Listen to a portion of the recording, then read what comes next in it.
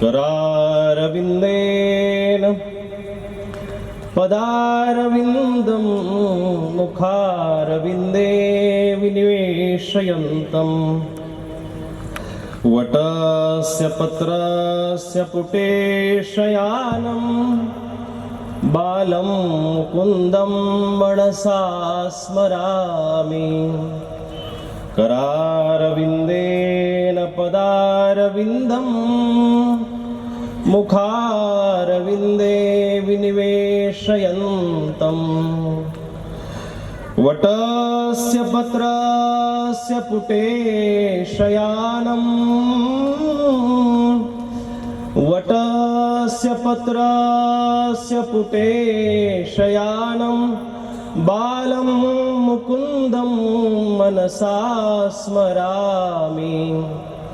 बालं मुकुन्दं मनसा स्मरामि।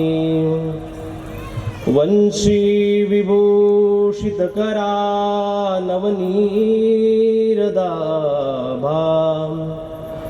पीताम्बरादरुणबिम्बफलादरोष्टात् पूर्णेन्दुसुन्दरमुखादरविन्दनेत्रात् कृष्णात् परं किमपि तत्त्वमहं न जाने। कृष्णात् परं किमपि तत्त्वमहं न जाने। वसुदेवसुतं देवं कंसचाणूरमर्दनं देवकी परमानन्दं कृष्णं वन्दे जगद्गुरुम्।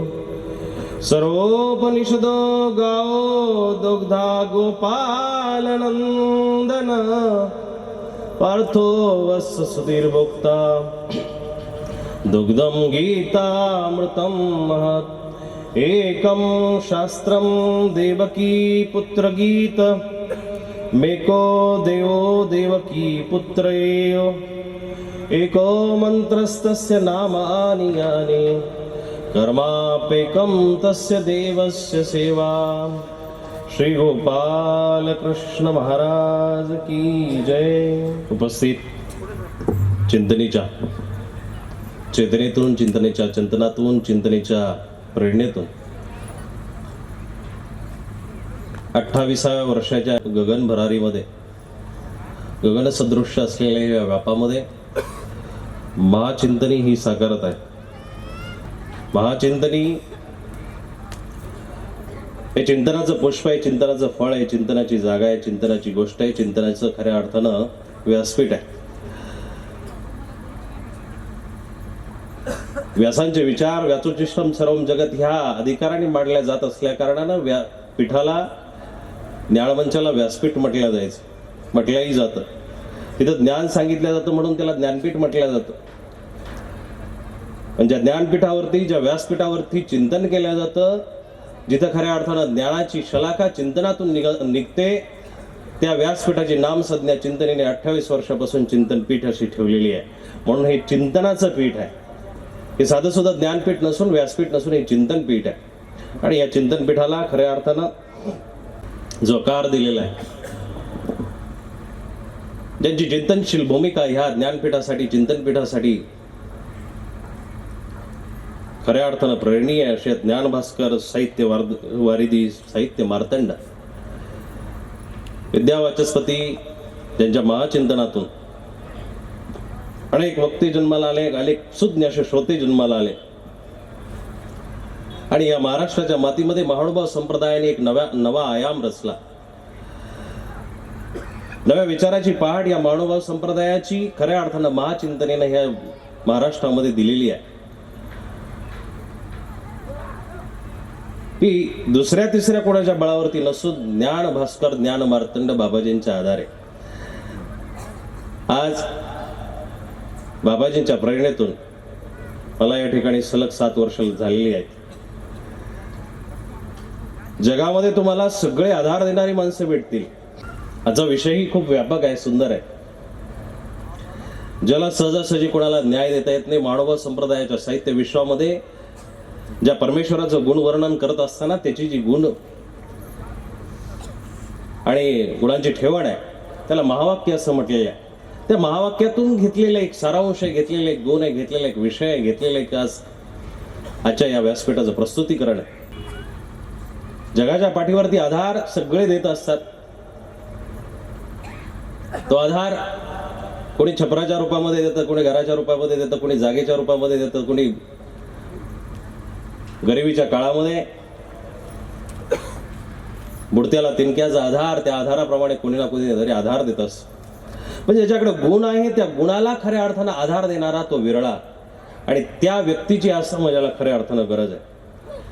बाबांनी 7 वर्षापूर्वी जे ज्ञानांकुश लावून माझ्यामध्ये जे ज्ञान बाहेर काढण्याचा आणि चिंतन करण्याचा जो स्वभाव माझ्यामध्ये जागृत केला, त्याला 7 वर्ष झाले. आणि प्रत्येक वेळी नवीन नवीन विषय एक वेगवेगळ्या प्रकारे एखाद्या विद्यार्थ्याला परीक्षा द्यावी आणि देण्यापूर्वी एखादा विषय सांगण्यात यावा की बाळा तुला हे हे हे करणं आहे.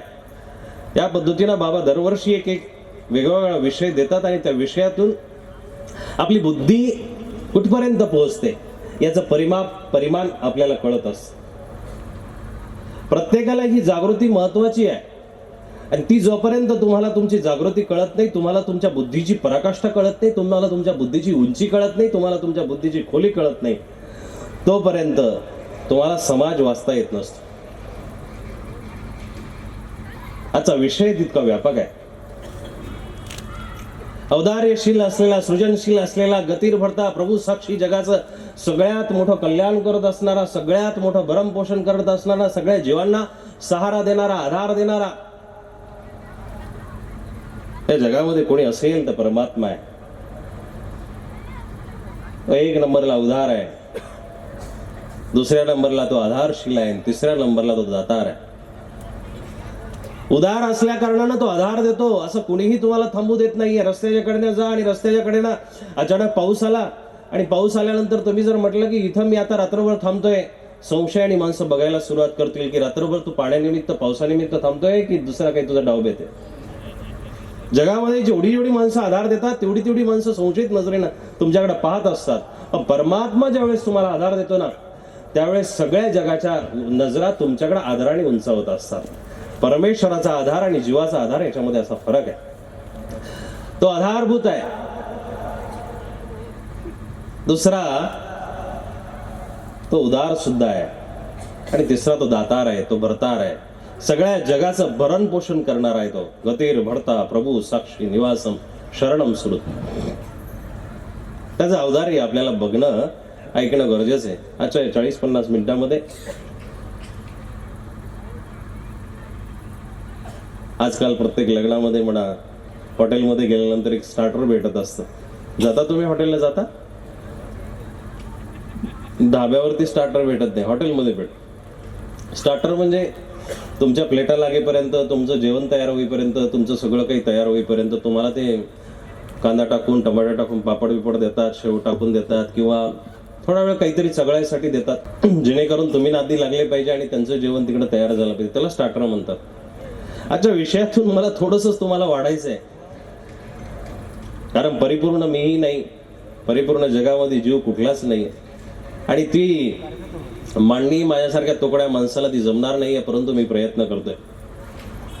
ईश्वराचं औदार्य सांगत असताना दुपारी जे 2 वक्ते बोलून गेले त्यांनी सेतुबंधाची परिभाषा सांगितली. मला वाटतं सकाळी ज्ञानेश्वर महाराज बनगर जे बोलले, माळवा आणि वारकरी संप्रदायाचा महाचिंतनेने सेतू बांधलेला आहे. अनेक संप्रदायाचा सेतू बांधलेला आहे. ब्राह्मण आणि ब्राह्मणेतर समाजाचा सेतू बांधलेला आहे. शूद्रांचा सेतू बांधलेला आहे. दलित मानवा, उच्चतम मानवा याचाही सेतू बांधलेला आहे. भक्त विभक्ताचा सेतू बांधलेला आहे. भक्त अभक्ताचा सेतू बांधलेला आहे. चांगल्या वाईटाचा सेतू बांधलेला आहे. स्त्रियांचा पुरुषांचा सेतू बांधलेला आहे. मानवा पंथाची संप्रदायाची जी विचारसरणी आहे ती विचारसरणी जोडून ठेवायचं काम करत असते, असं ते सकाळी सांगत होते. ते सांगत असताना मग मलाही आज जी चिंतनासाठी ओवी भेटलेली आहे, हा वाक्याच्या वेगवेगळ्या पक्षामध्ये परमात्म्याची वर्णन करत असताना, त्याच्याविषयी चिंतन सांगत असताना आमच्या शास्त्रकारांनी खूप मोठ्या परिभाषा त्याच्यात सांगितलेल्या आहेत. पण या ठिकाणी तुझे औदार्य जाणो स्वतंत्र, देताना मनसी पात्रा पात्र, कैवल्य ही ऐसे पवित्र वैरियाही दिदले. संत श्रेष्ठ ज्ञानेश्वर माऊली ईश्वराच्या अवदारेपणाचं वर्णन करतात. त्याला जोडून तुझ्या अवदारपणाच्या कथा शब्दग्रंथ संपले लिहिता, न देखे जीवाची पात्रता भलते आही देतो. हे मानसशास्त्र दोन्ही याच्यासाठी सांगितलं. ते नाही पटलं तर हे तरी घ्या कमीत कमी. पण या दोन्हीही ओव्यांमधून जे वर्णन आहे परमात्म्याचं, ते वर्णन असं आहे की तो विस्तृत आहे, तो उदार आहे, तो अचिंतनशील आहे, तो मोठा आहे, तो खूप व्यापक आहे, तो सहजासहजी न समजणार आहे, तो कुणाच्याही आकलनामध्ये न येणार आहे, तो सहजासहजी कुणाच्याही आकलनामध्ये येत नाही. सिद्धांत बोधाच्या सकाळी वर्णन करत असताना त्याच्यामध्ये सुद्धा सिद्धांत बोधामध्ये खूप सुंदर अशा ओव्या आलेल्या आहेत. परमात्म्याचं मंगलाचरण करत असताना शहामुनी म्हणतात, अचळ अढळ अमळ विश्वेशा. तीनही शब्द त्यांनी एकत्र केले. शब्दांच्या वेगवेगळ्या परिभाषा असून सुद्धा शहामुनींचं जे म्हणणं आहे, अचळ अढळ अमळ विश्वेशा, द्वैता द्विता परमेशा, स्वयंबा सदोदिता स्वयंप्रकाशा, अव्यक्ता व्यक्त वेगळा, नव्हे उंच न ठेंगणे, वाटोळेना लंबायमान, सगुणना निर्गुण गुणत्रयाही वेगळा, नाही हस्तपाद मुख कमळे, कंठ मुकुट ना श्रवण डोळे, रक्तपीत ना श्याम ढवळे, पोटपाट त्यासे नायसे स्वरूपाचे स्तवन.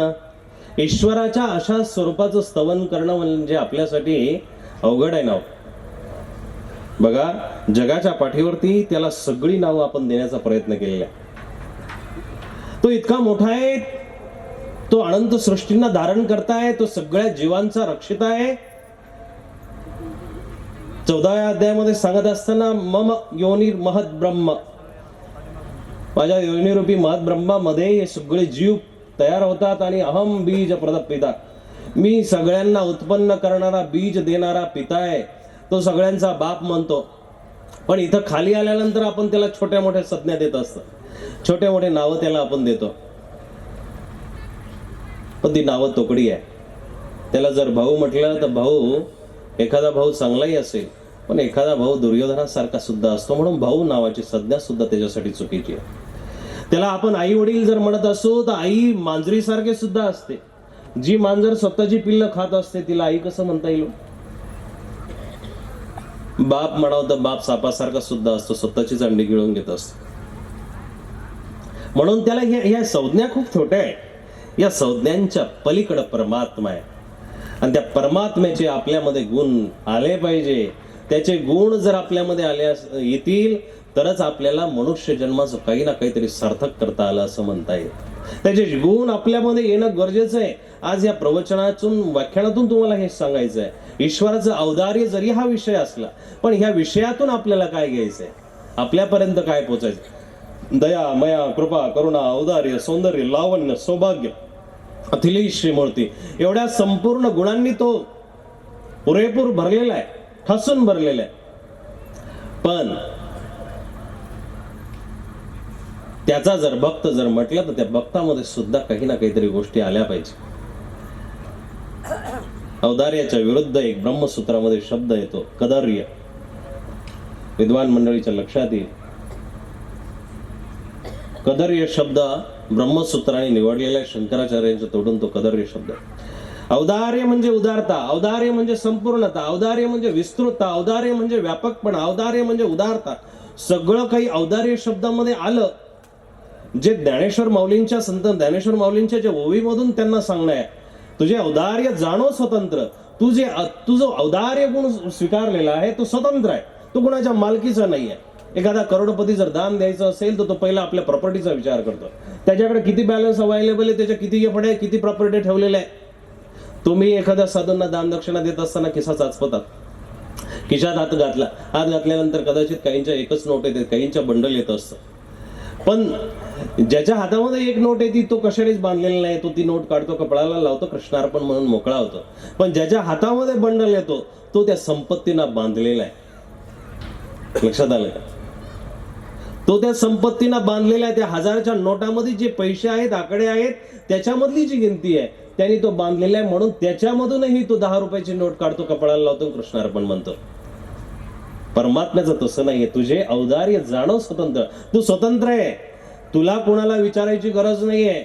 एखाद्या माणसाला म्हणलं, साहेब अहो गाडी देता का, तो म्हणता बायकोला फोन करून विचारायला लागेल, ती जर हा म्हटली तर तुम्हाला देतो. बंदिस्त आहे. भलेही तो फोन करून विचारणार नाही, तिला घरामध्ये मान देत नाही, तेव्हा बाहेर कधी 4 चौकात मान देणार आहे? देत नसतो तो. पण म्हणायचं असतं, बायकोला जर विचारायला तर बायको म्हणते हा पप्पाच्या पप्पाला विचारावं लागेल तेव्हा मग बघू आपण. तीही त्याला विचारत नसते, पण म्हणायचं असतं. मंड्यासारखे सुभक्त शब्दाचा अर्थ बाबा मला सांगत होते. सौभाग्य शब्दाचा अर्थ, सौभाग्य शब्द, सौभाग्य हा गुण ईश्वराच्या ठिकाणी आहे, पण त्या सौभाग्याला सांगत असताना भग म्हणजे ऐश्वर्य, भग म्हणजे सामर्थ्य, भग म्हणजे संपन्नता, समृद्धी वगैरे वगैरे भग शब्दाचे अर्थ आहे. सुभगता, सौभाग्य. पण एखाद्या करंट्या म्हणजे दरिद्र नारायण बाईच्या अंगावरती कपडे फाटलेले असताना सुद्धा ती नवऱ्याचं जेव्हा विचारपूस करतात तिला कोणी, त्यावेळेस ते नवऱ्याचं गुण वैभव गुण गौरव सांगत असताना ती हेच म्हणते की आमचे हे खूप चांगले आहे. हे सौभाग्याचं लक्षण आहे.